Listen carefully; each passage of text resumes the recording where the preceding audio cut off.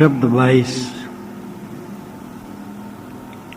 अबधू छाड़ो मन विस्तारा, सो पद गहो जाहिते सदगति पार ब्रह्म सो न्यारा। नहीं महादेव नहीं मोहम्मद हरि हजरत कछ नाही, आदम ब्रह्मा नहीं तब होते नहीं धूप नहीं छाही। 80 सहस पैगंबर नाही, सहस 88 मुनि। चंद्र सूर्य तारागण नाही, मच्छ कच्छ नहीं दूनी। वेद कितेब सुमृत नहीं संजम, नहीं जीवन परिछाई। बांग निमाज कलमा नहीं होते, रामहु नाही खुदाई। आदि अंत मन मध्य न होते, आतश पवन न पानी।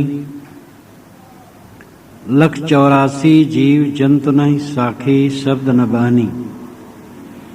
कहीं कबीर सुनो हो अवधू, आगे करो विचारा। पूर्ण ब्रह्म कहाँ ते प्रगटे, कृत्रिम किन उपराजा। सद्गुरु कबीर इस शब्द प्रकरण के आरंभ में 12 शब्दों में संतों को संबोधित किया। उसके पश्चात उन्होंने राम रमैया राम मनुष्यों को संबोधित किया है। सामान्य मनुष्यों को। यहां से वह अवधू को संबोधित करते हैं। अवधू का शुद्ध रूप है अवधूत। अवधूत का मतलब है सन्यासी, त्यागी, विरक्त। साहब कहते हैं जब तुम अवधूत हो, सब कुछ के त्यागी हो, तो छाड़ो मन विस्तारा, मन का विस्तार भी छोड़ो। मन का विस्तार ही भवसागर है और मन का सिमटाना ही मोक्ष है। मन का विस्तार का मतलब संसार। मन का निर्वीज हो जाना, शांत हो जाना, उसका मतलब अपने आप रह जाना। मन का विस्तार ही भवसागर है। मन का विस्तार छोड़ो, मन की कल्पना छोड़ो। सो पद गोहो जाहिते सदगति। साहब कहते उस पद को गोहो, उस दशा को गोहो, उस स्वरूप को गोहो, उस स्वरूप में स्थित हो जिससे सदगति हो। गति में सद विशेषण है। गति कहते ज्ञान को, गति कहते हैं मोक्ष को, गति कहते हैं गमन को, चलने को। गति के कई अर्थ होते हैं। यहाँ गति अंतिम दशा मोक्ष, सदगति अच्छी गति, अच्छी दशा, अच्छी स्थिति। ऐसा पद ग्रहण करो, ऐसी दशा ग्रहण करो जिससे तुम्हारी सदगति हो, मोक्ष हो। पार ब्रह्म सो न्यारा, वह माने गए पार ब्रह्म से भी परे। पार ब्रह्म का शुद्ध शब्द पर ब्रह्म। पर ब्रह्म का मतलब है उच्चतम ब्रह्म, अंतिमी सत्यता। तो जो तुम पार ब्रह्म माने हो मन से, वास्तविक पद उससे भी ऊंचा है। यहां यह अर्थ किया जा सकता है पार ब्रह्म सो न्यारा, सो वह जो पार ब्रह्म है सबसे न्यारा है, उसमें स्थित हो। लेकिन अंतिम पंक्ति में सद्गुरु ने कहा पूर्ण ब्रह्म कहां ते प्रगटे। तुम्हारा पूर्ण ब्रह्म कहां से प्रकट हुआ, कृत्रिम किन उपराजा।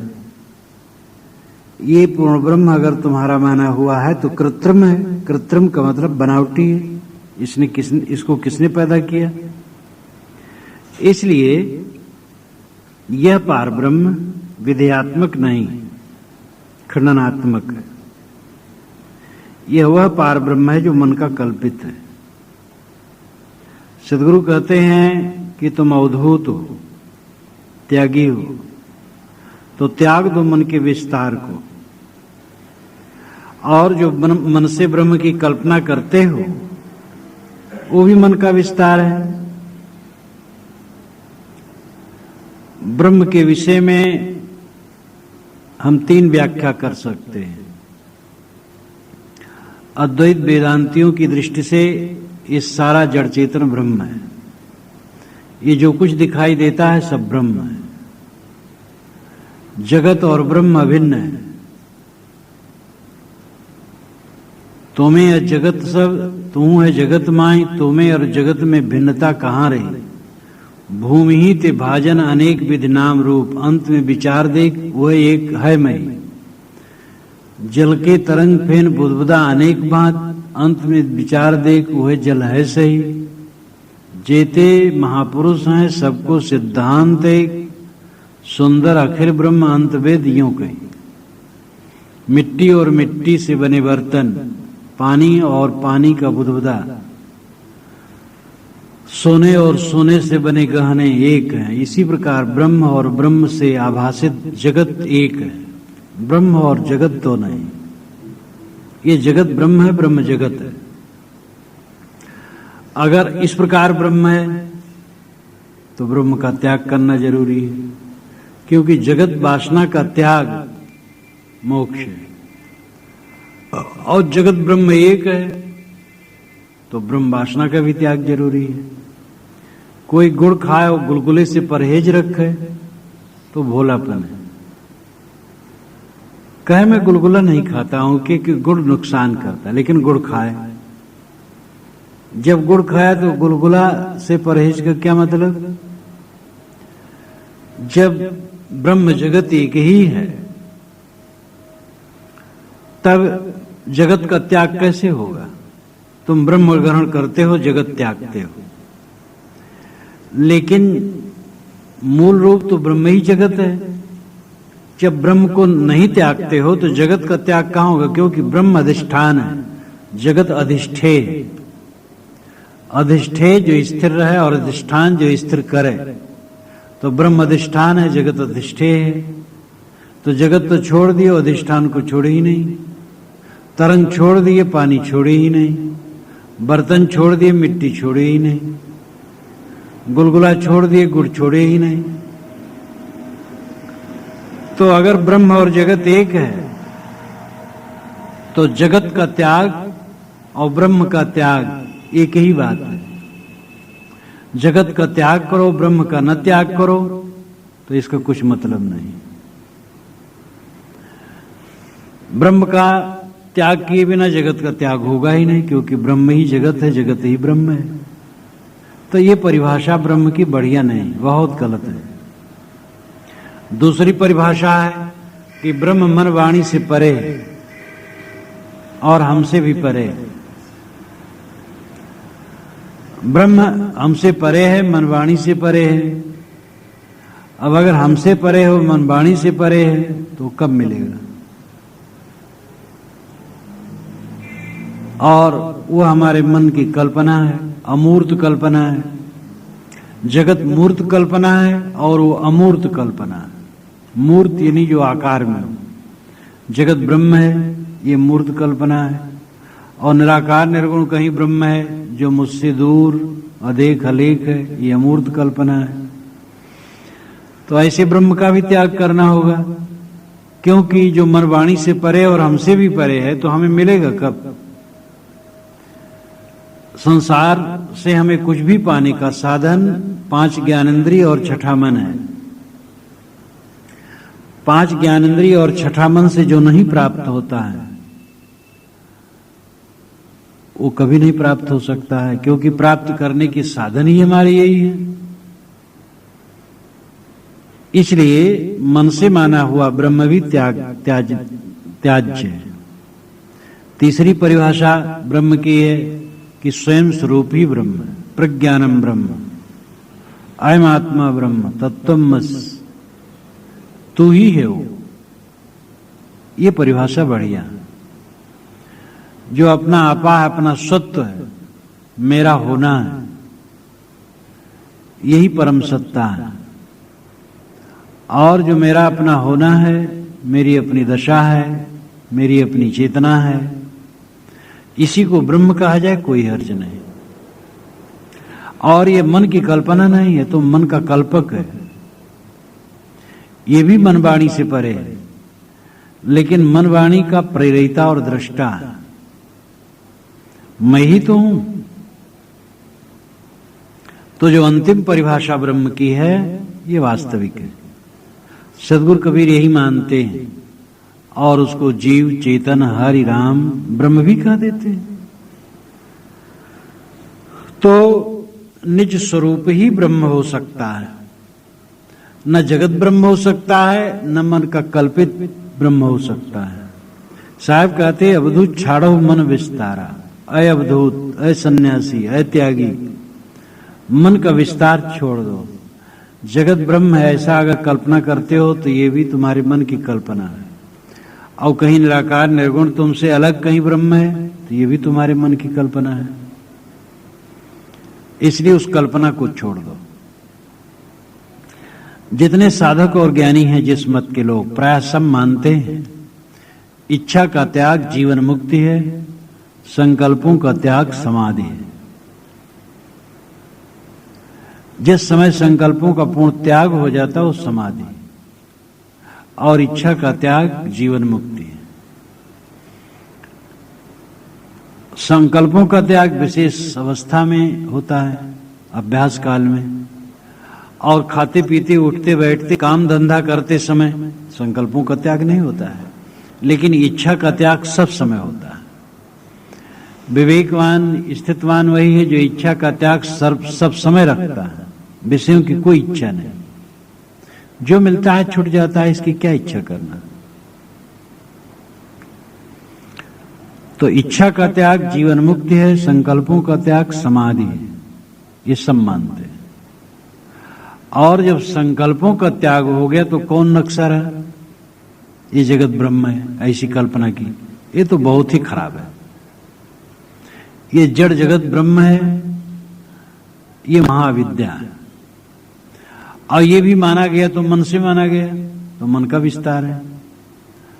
और मुझसे अलग कोई अगम अगोचर ब्रह्म है, तो ये भी मन का नक्शा है। अब मान लो हम ध्यान करें, तो ये जगत का ध्यान करें, जगत ब्रह्म है, तो यही जगत आएगा सामने, घर मकान।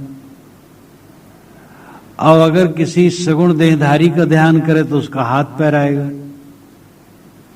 अगर हम किसी निराकार का ध्यान करें तो आकाश बादल आएगा, निराकार तो आएगा नहीं। ये सब मन का विस्तार होगा। लेकिन जब संकल्पों को ही छोड़ देंगे तो मन का विस्तार खत्म है। ना साकार को मन में जमाना है, ना निराकार को, न सगुण को, न निर्गुण को, न जगत को, और न जगत से परे किसी तत्व को। जो कुछ भी तुम नक्शा बनाओगे मन में, वो मन का विस्तार होगा।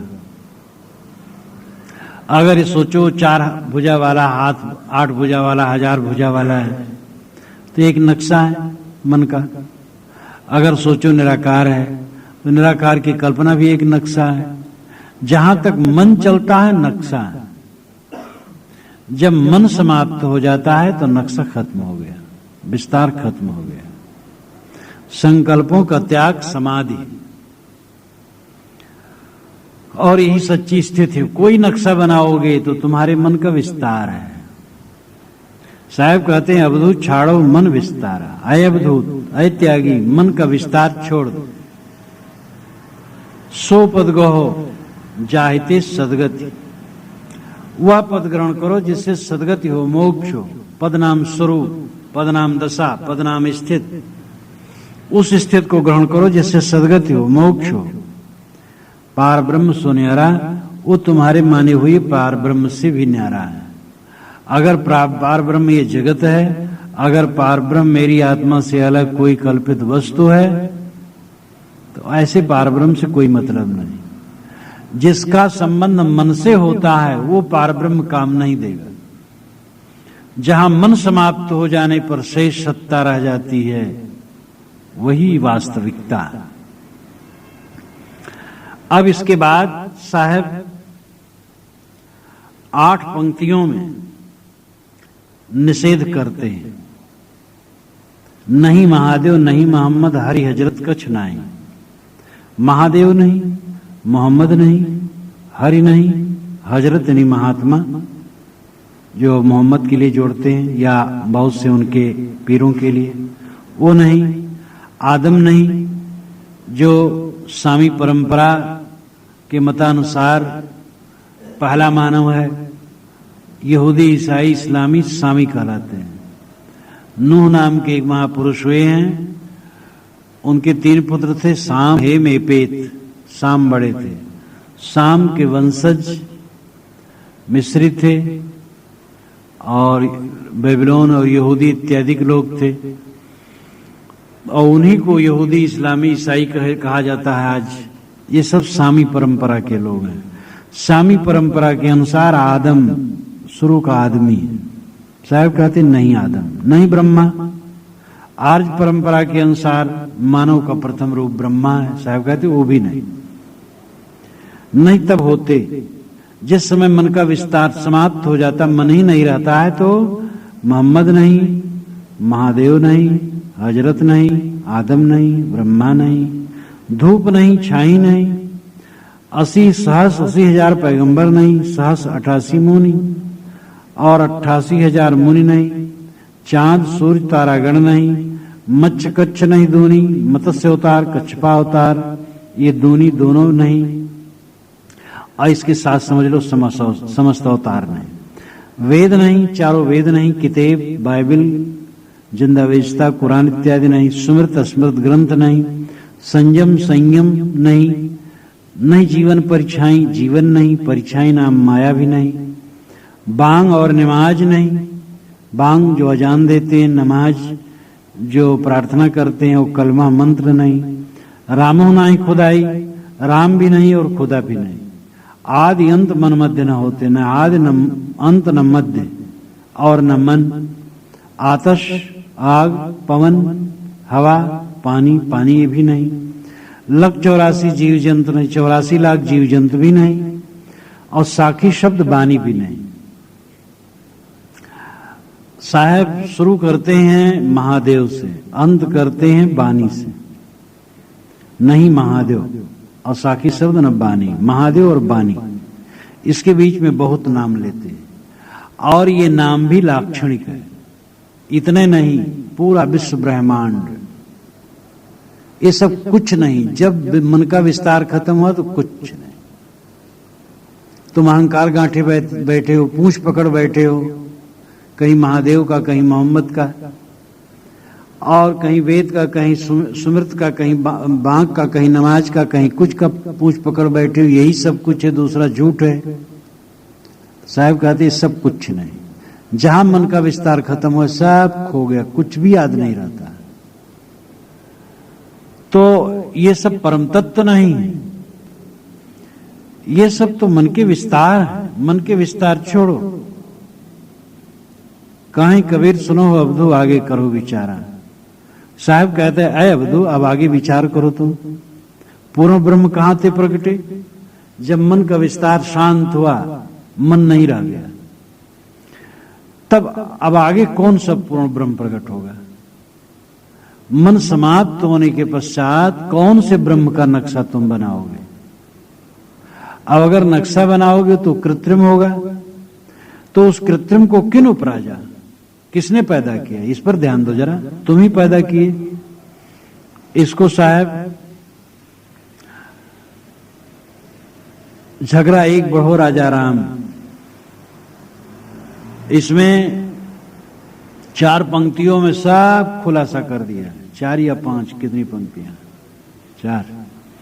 4 ही पंक्तियों में सब खुलासा कर दिया है। 112वां सब। और कृत्रिम किन उपराजा, ये बनावटी चीज किसने बनाई? ब्रह्म बड़ा की जहां से आया। ब्रह्म का नक्शा तो बनाए, और तुम श्रेष्ठ हो, ब्रह्म श्रेष्ठ नहीं हुआ। इसलिए मन के विस्तार के अंदर जो ब्रह्म है वो काल्पनिक है। अब थोड़ा और विचार कर लें दूसरे ढंग से भी। जितने भी स्वामी या आर्य परंपरा के सभी लोग ये मानते हैं, ईश्वरवादी, कि जगत पहले नहीं था, ये बना है। ठीक है, पहले नहीं था, तब ये सब कहां थे जिसका नाम लिया गया है? जगत एक सिरे से बने या बनता बिगड़ता रहा है? इतना तो पक्का है कि जितना नाम लिया गया है सब ऐसे नहीं थे। जगत अनादि है और जगत के नए सिरे से बनता नहीं। जड़ चेतन दोनों नित्य हैं, उनके गुणधर्म नित्य हैं, उनके गुणधर्मों से जगत नित्य है। लेकिन जो कुछ भी निर्मित है वो परिवर्तित है। ईसा के 6ठी शताब्दी के पहले इस्लाम नहीं था, न हजरत मोहम्मद, न कुरान, न इस्लाम। ईसा के 6ठी शताब्दी के बाद हजरत मोहम्मद हुए हैं और इस्लाम आया है। और बुद्ध के बाद 500 वर्षों तक ईसाइयत की कहीं चिन्ह, ईसाइयत का कहीं चिन्ह पृथ्वी पर नहीं था। और ईसा के 600 वर्षों के पूर्व बौद्ध मत कहीं नहीं था, बुद्ध ही नहीं थे। और जैन परंपरा के अंतिम तीर्थंकर महावीर स्वामी के काल तक जैन परंपरा की कोई किताब न थी। महावीर स्वामी के बाद जैन की किताब बनने लगी।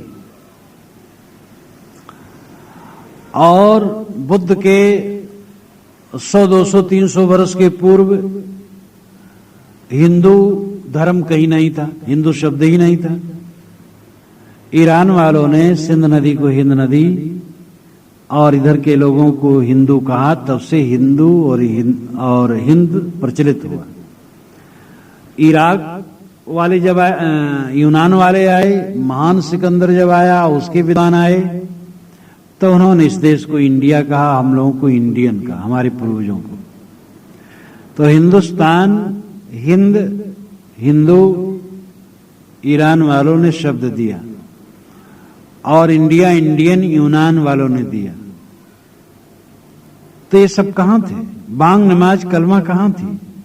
राम राम जब ईसा की 1000 वर्ष के बाद आरंभ हुआ। पूरी वाल्मीकि रामायण में कहीं नहीं लिखा है कि राम नाम जपो। राम नाम जप और राम की कथा कीर्तन करके मोक्ष होता है, वाल्मीकि रामायण में कहीं नहीं। ईसा के 1000 वर्ष बाद राम नाम जप आरंभ हुआ है। कृष्ण नाम जप उसके पहले से था, लेकिन 2500 वर्ष के पूर्व कृष्ण नाम जप भी नहीं था। बांग और नमाज और कलमा आज से 1400 वर्ष पूर्व नहीं था। तो ये सब तो जितने हैं ये बीच की चीजें हैं। तो इसमें एक ही चीज को पकड़ करके बैठ जाना कि यही स्वर्ग का रास्ता और मोक्ष का रास्ता और दूसरा काफिरों और नास्तिकों का रास्ता है, ये कितनी संकुचितता है। साहब कहती ये बात गलत है, विवेक करो और ये विचार करो कि मन का विस्तार, सब ये मन का विस्तार है। अब हम पूर्व स्थान पर आ जाए। ये मन का विस्तार छोड़ो, मन का विस्तार छोड़ देना, यानी मन का विस्तार है संकल्प विकल्प। संकल्प विकल्प छोड़ दो, बस यही परम स्थित है। अभी से स्थित को ब्राह्मी स्थित और ईश्वर प्राप्ति, पारक स्थित, स्वरूप स्थित, कैवल्य, निर्वाण, असंगत्व और खुद भी नहीं, या जो भी शब्द से कहा जाए, कहा जा सकता है। लेकिन परमार्थता अगर कुछ है तो यही है, संकल्पों का त्याग और इच्छा का त्याग। पाना नहीं कुछ, पाने का मोह बड़ा भ्रम है, कुछ रहता नहीं। प्यारे से प्यारे लोग मिलते हैं और चले जाते हैं, प्यारी से प्यारी वस्तु मिलती है और चली जाती है, अपनी ही जवानी चली जाती है, जो कुछ दृश्य रहता नहीं है, कहां मोह किया जाए। इच्छा का त्याग परमार्थता और संकल्पों का त्याग परमार्थता समाधि। संकल्पों का त्याग जब हो गया तब वही सद्गति है। और ये माने गए परब्रह्म से अलग है, क्योंकि मन से कल्पना करके परब्रह्म माना गया। जगत रूप ही परब्रह्म मान लिया गया, मन की कल्पना है। और कहीं अलग अपने से मान लिया गया कोई निराकार निर्गुण, वो भी मन की कल्पना है। और मन जब निर्विकार हुआ, संकल्पहीन हुआ, तो न जगत रहा, न मन का माना हुआ अलग का ब्रह्म रहा। सारा नक्शा खत्म और बस साक्षी मात्र, ज्ञान मात्र स्वयं शेष रहा। और यही उच्च पद है और इसी में स्थित होना सद्गत को प्राप्त करना है। शब्द 23। अवधू कुदरत की गति न्यारी, रंक निवाज करे वह राजा, भूपति करे भिखारी। याते लोग हरप ना लागे, चंदन फूल न फूला। मच्छ शिकारी रमे जंगल में, सिंह समुद्र ही झूला। रेंट रूख भये मलयागिर, 14 फूटी बासा। 3 लोग ब्रह्मांड खंड में, अंधरा देखे तमाशा। पंगा मेर सुमेर उलंघे, त्रिभुवन मुक्ता डोले। गूंगा ज्ञान विज्ञान प्रकाशे, अनाहत बानी बोले। आकाशें बात पतालें पठवे, शेष स्वर्ग पर राजे। कहें कबीर राम है राजा, जो कुछ करे सो छाजे। अवधूत कुदरत की गति न्यारी। अय अवधूत, अय सन्यासी, अय त्यागी, कुदरत की गति न्यारी है, विलक्षण है। कुदरत कहते हैं प्रकृति को। यहां कुदरत का अर्थ ब्रह्मांडिक प्रकृति नहीं, किंतु मनुष्य के मन की माया है। माया कुदरत है। मनुष्य के मन का मोह, अज्ञान, अविद्या ही कुदरत है और इसकी गति विलक्षण है। साहब सब चीज पिंडांड में घटाते हैं, क्योंकि मन की माया ही उल्टा पलटा व्यवस्था करती है। आकाश की कुदरत हमारे जीवन में अव्यवस्था नहीं कर सकती। मन की कुदरत, मन की माया, मन की अविद्या हमारे जीवन में अव्यवस्था पैदा करती है। कुदरत यहां माया, मन की कल्पना, मन का मोह, मन का अज्ञान। रंक निवाज करे वह राजा। रंक नाम गरीब, निवाज नाम दया करने वाला। निवाज प्रायः संयुक्त शब्द में प्रयुक्त होता है पीछे, जैसे गरीब निवाज। तो गरीब निवाज, गरीब पहले है, निवाज पीछे है। गरीब निवाज का अर्थ होता है गरीब पर कृपा करने वाला। ऐसे रंक निवाज, ये रंक निवाज अलग अलग तो है, लेकिन ये संयुक्त पद समझ लो। रंक पर निवाज करने वाला, गरीब पर कृपा करने वाला, रंक निवाज करे वह राजा। वह जो कुदरत है, माया है, वह रंक पर कृपा करके राजा बना देती है और भूपत करे भिखारी, और भूपत को भिखारी बना देती है। ये पत्थर, पेड़, पौधे रंक हैं और इनको राजा बना दिया। इसके सामने घुटने टेक टेक करके लोग वंदना करते हैं। पत्थर की पिंडी गढ़ी गई, छिली गई, संवारी गई, स्थापित कर दी गई, प्राण प्रतिष्ठा कर दी गई। अब उसके सामने घुटने टेकते हैं और रगड़ते हैं, नाग भोग मोक्ष पाना चाहते हैं। तो क्या ये पत्थर की पिंडी, पानी, चांद, सूरज रंग है, लेकिन मन की माया ने इनको राजा बना दिया। और भूपत करे भिखारी, जीव भूपति है, ये मनुष्य राजा है, सारे ज्ञान विज्ञान का दाता है, इसको भिखारी बना दिया। अपने हाथ से पत्थर की मूर्ति गढ़ी और स्वयं जाकर के घुटने टेक टेक कर, नाक रगड़ रगड़ कर मोक्ष और भोग मांगते हैं। कितना उल्टा है। ये मन की विद्या ही का तो खेल है। याते लोग हरफ ना लागे, याते इसीलिए लोग, संसार के लोग हरफ ना लागे। हरफ नाम अक्षर, अक्षर से अभिप्राय है शब्द, वाणी, ज्ञान, उपदेश। इसीलिए लोग यथार्थ उपदेश में नहीं लगती, याते लोग हरफना लागे। उल्टी बुद्धि होने की वजह से लोग सत्योपदेश में नहीं लगते, सत्योपदेश नहीं ग्रहण करते। चंदन फूल न फूला, चंदन में फूल नहीं खिलते हैं, कहते लाल चंदन में फूल खिलते हैं। मलयगिर जो मुख्य चंदन है शायद उसमें न खिलते हो। चंदन यहां चैतन्य है, चैतन्य में सद्गुण नहीं खिला। इन्हीं चैतन्य मनुष्य चैतन्य है, चंदन है, और ये सद्गुण इसमें नहीं खिले, क्योंकि अविद्या उल्टी बुद्धि होने की वजह से लोग हरफ में नहीं लगे, उपदेश में नहीं लगे, और मनुष्य रूपी चंदन में फूल नहीं खिला, सद्गुण नहीं आए, कल्याण नहीं कर सका। मच्छ शिकारी रमे जंगल में, मछली ये शिकारी बन गई और जंगल में घूमने लगी, शिकार करने लगी, और सिंह समुद्र में झूलने लगा। सिंह तो जंगल में रहता है और मछली समुद्र में रहती है, और मछली बहुत दीन प्राणी है। लेकिन साहब कहते नहीं, मछली जंगल में घूमती धन न बांध लिए सिंह को मारने के लिए, और सिंह बेचारा जंगल से भाग करके समुद्र में कूद गया। ये व्यंग है। मच्छ माया है, मन का मोह, मन का अज्ञान।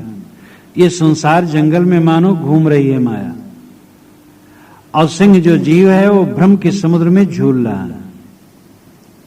अर्थ है मन के मोह ने, मन के अज्ञान ने सिंह जीव को भ्रम समुद्र में डाल दिया है। ये हमारे मन का मोह जीव को पतित कर दिया गया, हमारा ही पतन कर दिया। कबीर माया राम की चढ़ी राम पर कूद, हुकुम राम का मेट के भई राम ते खूद।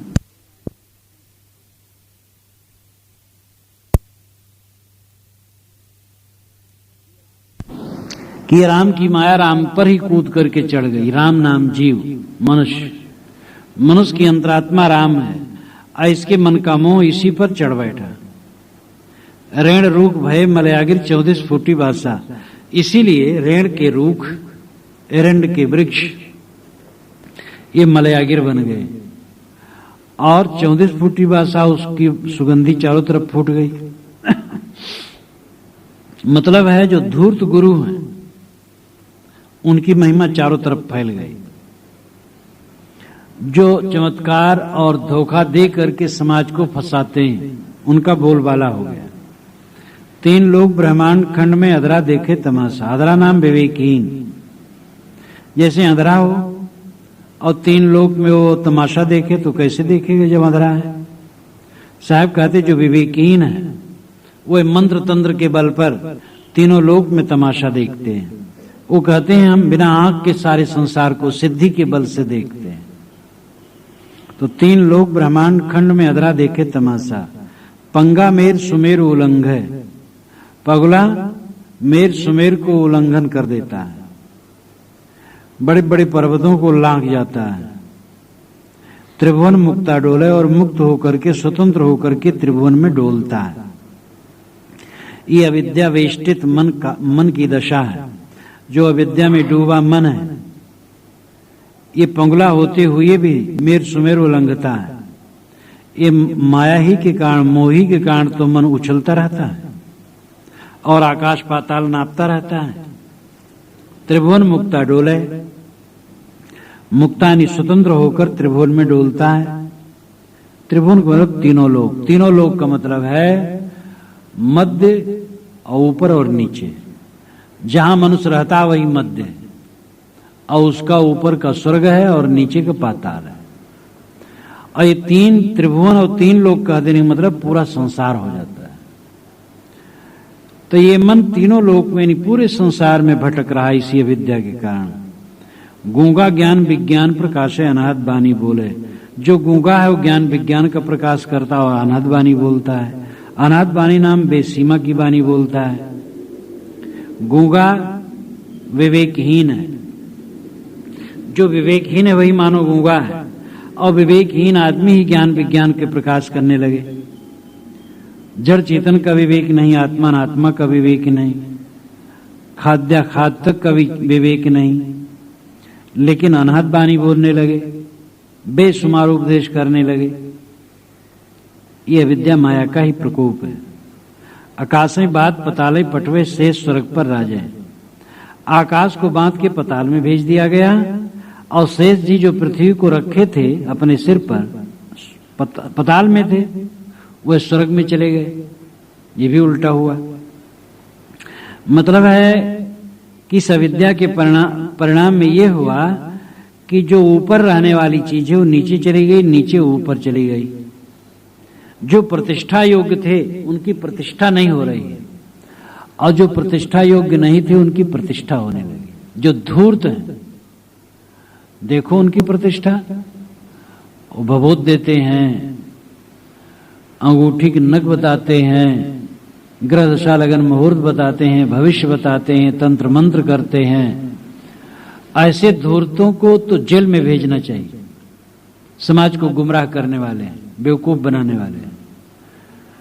लेकिन वो पूजे जाते हैं। अच्छे अच्छे पंडितों, विद्वानों, जजों, प्रोफेसरों, डॉक्टरों, इंजीनियरों और नेताओं द्वारा ही पूजे जाते हैं। और जो कारण कार्य व्यवस्था की बात करते हैं, विवेक विचार की बात करते हैं, सदाचार की बात करते हैं, उनकी उपेक्षा है, उनका कोई सत्कार नहीं है। ये अज्ञान के कारण, विद्या के कारण, कुदरत के कारण है, जो मन का कुदरत, मन की माया है। कहे कबीर राम है राजा, जो कुछ करे सो छाजे। साहब कहते राम राजा है, वो जो कुछ करे शोभा देता। छाजे नाम शोभा, ये व्यंग है। राम का अर्थ जीव, मनुष्य। ये मनुष्य राजा है, जो करता है वो भरता है। मनुष्य अपनी विद्यावृत्ति के कारण भटका है और उसके जीवन में अव्यवस्था है। इन सारी पंक्तियों में अव्यवस्था की बात बताई गई है। और ये अव्यवस्था ब्रह्मांडिक नहीं है कि पानी नहीं बरसता है और ज्यादा बरस जाता है, भूचाल आ जाती है। ये तो मानव जीवन के अंदर की व्यवस्था है, अव्यवस्था है। तो बाहर की कुदरत मानव के जीवन में अव्यवस्था नहीं लाती। बाहर की कुदरत में तो सृष्टि में एक व्यवस्था है। बाहर की कुदरत से, यहां कुदरत साहब शब्द तो कहते हैं, लेकिन उस कुदरत का अर्थ होता है माया, और वो मन का मोह, मन का अज्ञान, मन की अविद्या। यही कुदरत है। वैसे कुदरत का अर्थ वैसे किया जाए तो ये जो कुदरत है ईश्वर की माया है, ये रंग को राजा और राजा को रंग बना सकती है, और ये ऋण रूप को मलया गिर, और जो अंधा है उसको सर्वद्रष्टा बना सकती है, और पगला को ऐसा बना सकती है कि वो मेर सुमेरो लग जाए। गूंगा ज्ञान विज्ञान का प्रकाश कर सकता है। आकाश को पाताल में, पाताल को आकाश में कर सकती। ईश्वर सर्व समर्थ है, करतुम अकर्तुम अन्यथा व करतुम। ये ऐसे भावुक भक्तों का मंत्र है, करतुम अकर्तुम अन्यथा व करतुम। जो कर्तव्य कर्तव्य है वो अन्यथा को भी कर सकता, जो चाहे वो कर दे। कमल के फूल पर सूरज उगा सकता है और सूरज पर कमल फूल उगा सकता है। ऐसा ईश्वर समर्थ है। कर्तुम अकर्ता व कर्तुम, जो चाहे सो कर दे। सूरज पर कमल फूल तो जरूर उगा सकता है, और कमल फूल पर सूरज उगा सकता है, लेकिन स्मगलिंग करने वालों को समझा नहीं सकता है। ईश्वर के नाम पर मंदिर मस्जिद लेकर के समाज को तोड़ने वालों को बुद्धि नहीं दे सकता है। धर्म के नाम पर अव्यवस्था फैलाने वालों को सुधार नहीं सकता है। ईश्वर के नाम पर ही रक्तपात करने वालों की बुद्धि नहीं सुधार सकता है। कश्मीर में इस समय आग लगी हुई है और दोनों तरफ के लोग ईश्वर मानने वाले हैं, लेकिन वहां ईश्वर कुछ नहीं कर पा रहा है। तो सूरज पर कमल फूल तो जरूर उगा देगा, और कमल फूल पर सूरज उगा देगा, लेकिन समाज में व्यवस्था नहीं ला पा रहा है। ये कितना दुर्भाग्य। तो ये भावुक भक्तों का कथन है, कर तुम अकर तुम अन्यथा व कर तुम, जो चाहे सो कर दे। जो चाहे सो कर दे और कुछ न चाहे, इतने भर चाह ले कि लोगों की बुद्धि शुद्ध कर दे। और संसार में जो भयंकर उत्पात है ये नर है, ये भी बेचारा नहीं कर पाता है।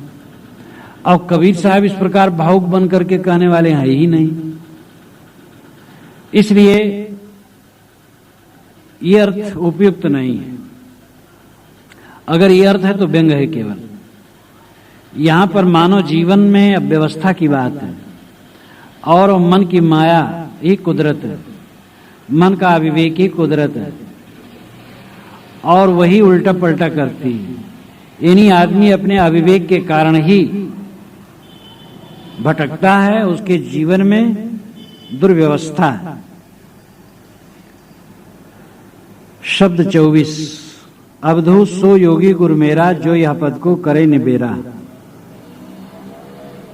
अवधूत सो योगी गुरु मेरा, जो यह पद का करे निबेरा। तरिवर एक मूल बिन ठाड़ा, बिन फूले फल लागा। शाखा पत्र किछु नहीं वाके, अष्ट गगन मुख गाजा। पवन पत्र करह बिन तुम्बा, बिन जिब्भा गुण गावे। गावन हार के रूप न रेखा, सदगुरु होए लखावे। पंछिक खोज मीन को मारक, कहें कबीर दो भारी। अपरम पार पार पुरुषोत्तम, मूर्त की बलिहारी। अवधूत सो योगी गुरु मेरा। सदगुरु कहते हैं, अय अवधूत, वह जोगी मेरा गुरु है जो यह पद का निवेरा निर्णय करे। निवेरा नाम निर्णय, छुटकारा। यहां निवेरा का अर्थ निर्णय। तरिवर एक मूल बिन ठाड़ा। तरिवर नाम पेड़, एक पेड़ बिना जड़ के खड़ा है, मूल नाम जड़। बिन फूले फल लगा, और बिना फूले उसमें फल लगे हैं। शाखा पत्र किछो नहीं वाके, उसमें शाखा पत्र कुछ भी नहीं है। अष्ट गगन मुख गाजा, लेकिन वो 8वें स्तर पर गगन में जा करके गरजता है। पौ बिन पत्र, पौ नाम पौधा, पौधा के बिना उसमें पत्र है। और करह बिन तुम्बा, करह नाम आधार, उसके बिना तुम्बा लटका है। बिन जिब्भा गुण गावे, बिना जीभ के वहां गुण का गायन होता है। गावन हार के रूप न रेखा, गाने वाले की रूप रेखा नहीं है। सदगुरु होए लखावे, कोई सदगुरु होगा तो इसको लखाएगा। पंछी खोज मीन को मारक, कहें कबीर दो भारी। पंछी की खोज और दोनों भारी है, क्योंकि पक्षी जब आकाश में उड़ता है तो पीछे चिन्ह नहीं बचता है, और मछली भी जब पानी में तैरती है तो पीछे चिन्ह नहीं बचता है। इसे दोनों का मार्ग खोजना भारी काम है। अपरम पार पार पुरुषोत्तम, मूर्त की बलिहारी। अवधूत सो योगी गुरु मेरा, जो यह पद का करे निबेरा। यह पद योग का विषय है। यहां साहब अवधूतों को संबोधित करते हैं। अयोगी अवधूतों, इस पद का निर्णय करो। एक पेड़ है जो बिना जड़ के खड़ा है और बिना फूले फल लगा है।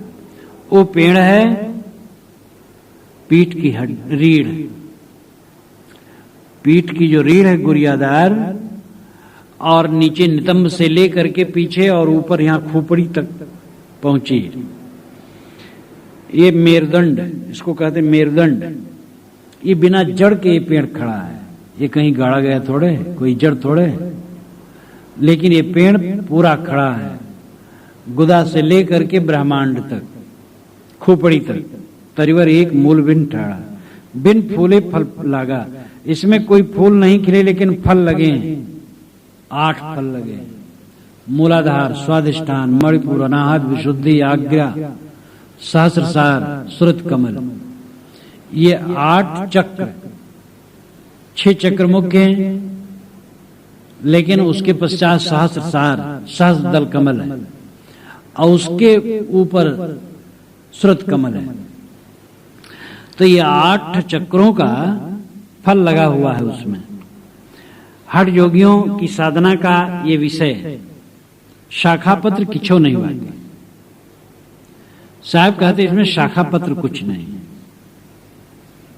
इसमें कोई डाली नहीं, कोई पत्ते नहीं। अष्ट गगन मुख गाजा, ये 8 कमलों के ऊपर जो गगन आकाश है, उस मुख पर यानी उस सिरे पर गर्जना होती है। जब योगी प्राणायाम साध करके, कुंडलनी जागृत करके, मूलाधार से सांस को उठाकर मणिपुर, अनाहत, विशुद्धि, आज्ञा, चक्र इत्यादि को वेदते हुए सहस्रार में जाता है, फिर सूरत कमल में पहुंचता है।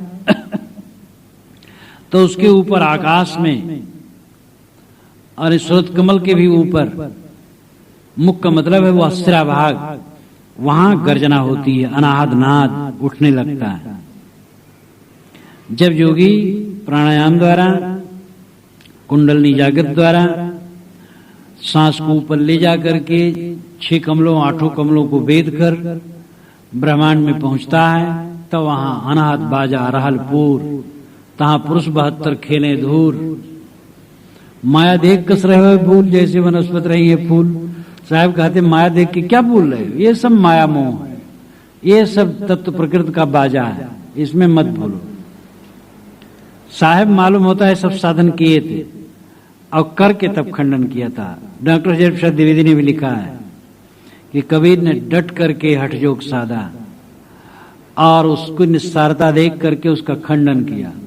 कबीर वैसे नहीं थे कि ईश्वर दर्शन के लिए नाक कटा लिया तो नहीं दर्शन होते, तब भी कहे हाँ दर्शन होता है, तो कह देने वाले थे नहीं दर्शन होता है, और उन्होंने झाड़ दिया, हठ योग का खंडन कर दिया। तब जब उनकी पुस्तक का प्रकाशन हुआ तो महान विद्वान वाराणसी के डॉक्टर शंपूर्णानंद, जो राजनीति में बहुत आगे थे और विद्वान, वेदज्ञ विद्वान और योगी, तो उन्होंने लिखा है तुम क्या लिख रखे हो, कबीर ने योग का खंडन किया है।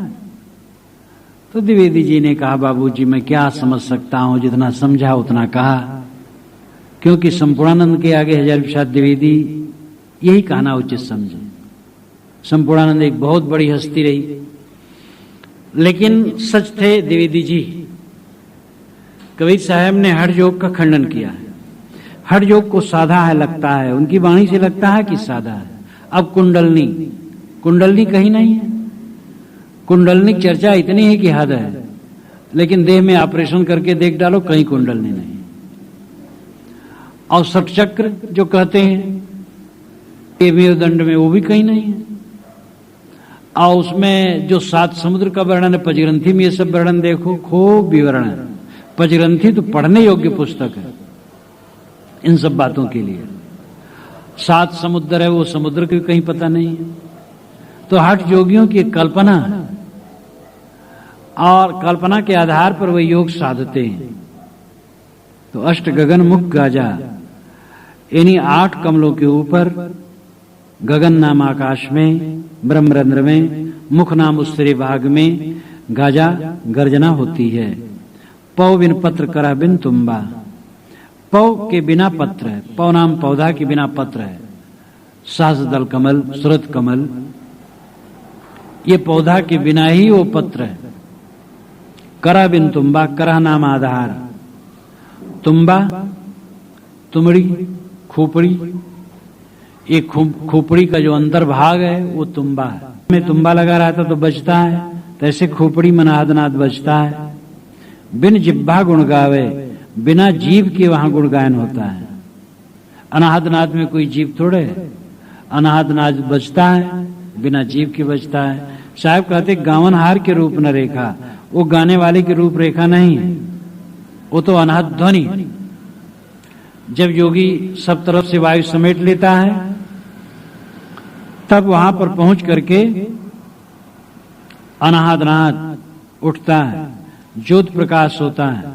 अपरंपार पार पुरुषोत्तम मूर्त की बलिहारी वही है कि वहां जो ज्योति है वो अपरंपार पार पुरुषोत्तम है, उस मूर्त की बलिहारी है। बलिहारी नाम निछावर है उस पर।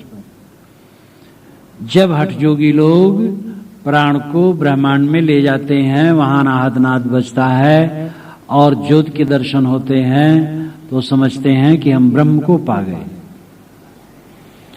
साहब कहते हैं पंछिक खोज मीन को मारक, काहे को विरद उभारी। पपीलका मार्ग, विहंगम मार्ग, मीन मार्ग, ये 3 मार्ग है साधना में। पपीलका मार्ग, मंद मार्ग। पपीलका नाम चीटी, चीटी धीरे धीरे चलती। जिनकी साधना धीरे धीरे है वो पपीलका मार्ग में। और विहंगम मार्ग, विहंगम नाम पक्षी, फर्द उड़ा, एक पेड़ से दूसरे पे जाके बैठा, या उड़ता गया मीलों एकदम फर फर फर फर। ऐसा कुछ साधन फर फर फर फर साधन करते, जल्दी जल्दी आगे बढ़ते जाते। मीन मार्ग में एक विशेषता और है। मीन जब चलती मछली तो उसके पीछे चिन्ह नहीं पड़ता है। जैसे पक्षी जब चलता है तो उसके पीछे भी चिन्ह नहीं पड़ता है, लेकिन मीन धारा के उल्टे चलती है। अगर धारा पूरब को बह रही तो मछली उधर से आती है, उसको डर है कि इधर हमें फंसाने वाले होंगे। कहीं भी जहां पानी की धारा लोग रोक करके मछली मारते हैं तो वहां भी मछली उल्टे भागती है। तो मछली पानी के उल्टे बहने की क्षमता रखती है। वह साधक विशेष बलवान है जो विषय वासनाओं की धारा से उलट करके चलते हैं, विषय के साथ नहीं चलते हैं। ये मीन मार्ग है। पपीलका मार्ग, विहंगम मार्ग, मीन मार्ग है। ये तीन मार्ग हैं। पपीलका मार्ग से आगे बढ़ो, विहंगम मार्ग में, फिर मीन मार्ग में पहुंचो। विषय वासना से उल्टे चलो। साहब कहते काहे कबीर दो भारी। पपीलका मार्ग तो साधारण मार्ग, इसलिए साहब यहां नाम नहीं लिए। विहंगम मार्ग और मीन मार्ग ये दोनों भारी है। विहंगम मार्ग एकदम उड़ जाना, मीन मार्ग पानी के एकदम उल्टे चलना। दोनों मार्गों में पीछे चिन्ह नहीं पड़ता है, इसलिए साधक को अपना चिन्ह स्वयं बनाना पड़ता है। तुम किसी गुरु, किसी जीवन मुक्त के पद चिन्हों पर चलते हो, इसका मतलब ये कि निर्देश से चलते हो। उनके अनुभव का तो कोई चिन्ह पर बचता नहीं है। एक कृतार्थ पुरुष है जिसका मन शांत है, इच्छा जित है और संकल्प जित है, उसकी स्थिति दिव्य है, लेकिन उसके पीछे कोई सड़क नहीं बनती, कोई चिन्ह नहीं पड़ता है। जैसे मीन मार्ग, मीन के चलने से और पक्षी के चलने से चिन्ह नहीं पड़ता है, तैसे उस जीवन मुक्त पुरुष के चलने से कोई चिन्ह नहीं पड़ता है कि जिसका तुम साक्षात्कार कर सको। बस यही है कि उसको देखो, उलझन में नहीं, उद्वेग में नहीं, मोह माया में नहीं है, सुखी दुखी नहीं होता, प्रसन्न है, शांत है। इतना लक्षण से जान सकते हो। और उसकी दिव्य स्थिति का अनुभव तुम कैसे कर सकते हो? क्योंकि वो कोई रास्ता ही ऐसा नहीं कि उसके पीछे कोई रास्ता बन जाए और उसी पे चला जाओ। वो जो उपदेश करे उससे ग्रहण करो, और उसके दिव्य स्थिति का प्रभाव जो उसके जीवन के ऊपर आता है उससे प्रेरणा ले सकते हो कि ऐसे हमें भी रहना चाहिए। लेकिन आंतरिक चीज तो स्वसंवेद्य। तुम जितनी इच्छा त्यागोगे, जितना मोह त्यागोगे, जितना संकल्पों को त्यागोगे, उतना उस दशा में पहुंचोगे। तो ये मीन मार्ग और विहंगम मार्ग, ये दोनों उच्च मार्ग है। महाभारत के शांत पर्व अध्याय 181 और श्लोक 19 में एक बड़ा सुंदर मंत्र आया है। शकुना नामिव आकाशे मत्स्या नामिव चोदके पदम यथा न दृश्येत तथा ज्ञान विदाम गति। जैसे आकाश में पक्षी उड़ता है तो उसका पदचिन्ह नहीं पड़ता, जैसे मछली पानी में चलती है तो उसका पदचिन्ह नहीं पड़ता, इसी प्रकार ज्ञान विदाम गति ही, जो ज्ञानविद हैं, जो स्वरूपस्थ है, उनकी गति, उनका कोई पदचिन्ह नहीं पड़ता। वो तुम स्वयं जब साधोगे तो स्वयं अनुभव होगा। अब उनके पद चिन्हों पर चलने की जो बात कही जाती है, यही कि जो उनका उपदेश है उसको मानो और उनकी रहनी देखो, और तुम भी निर्विकार निर्मोह जीवन व्यतीत करो। तो इस प्रकार साहब कहते हैं कि पंचिक खोज मीन को मारक कहां कबीर दो भारी। ये दोनों भारी है। यहां सदगुरु हठयोगियों का वर्णन करते, खंडन नहीं करते, पूरा वर्णन कर दिए, वर्णन करके स्वरूप बता दिया। और अन्य जगह उन्होंने हठयोग का खूब खंडन। जोगी नगर बसो मत कोई, जोरे बसे सो जोगिया होई, साफ साफ खंडन है। ये जोगिया को उल्टा ज्ञान, काला चोला नहीं वाकु म्यान। तो यहां हठ जोगियों के लिए कहा राजयोगिक नहीं, चित्त निरोध का जो योग है उसका नहीं। सात समाधि योग चित्त निरोध योग, पातंजल योग दर्शन में जो योग है वो वास्तव में चित्त निरोध है और उसका खंडन नहीं, हठ योग का खंडन है, जिसमें काया कष्ट ज्यादा है, लाभ कम है, रिद्धि सिद्धि की कल्पना ज्यादा है, शरीर का व्यायाम ज्यादा है, नेति धोती कपाली कुंजली षट चक्र वेधन इत्यादि की कल्पना बकवास ज्यादा है और लाभ कम है। और जो सहज योग है पातंजल योग दर्शन के अनुसार है और सदगुरु कबीर के योग के दर्शन अनुसार है, वो तो यह है कि कहीं कुछ ये सब नहीं करना है, कोई चक्र वेदन नहीं करना है, नेति धोती कपाली कुंजली नहीं करना है, उपवास नहीं रहना है और जम के खाना नहीं, हल्का खाना है, संतुलित खाओ, संतुलित व्यवहार करो, मन संयमित रखो, इंद्रियों का संयम रखो, विवेक विचार से रहो और साधना करो, मन का निग्रह करो, मध्यवर्ती रास्ता में चलो, साध समाधि के लिए जीवन सहज व्यतीत करो, अस्वाभाविक नहीं। सतगुरु कबीर का ही पथ है, पातंजल योग दर्शन में भी यही बात बताई गई है। हठ योग में प्रपंच है, उस हठ योग का साहब खंडन करते हैं। हठ योग का ही वर्णन इस शब्द में साहब ने पूरा किया है और उनके स्वरूप को बता दिया है, उसमें खंडन नहीं किया है, यहां स्वरूप बता दिया। और इस स्वरूप को समझो, क्योंकि बसावा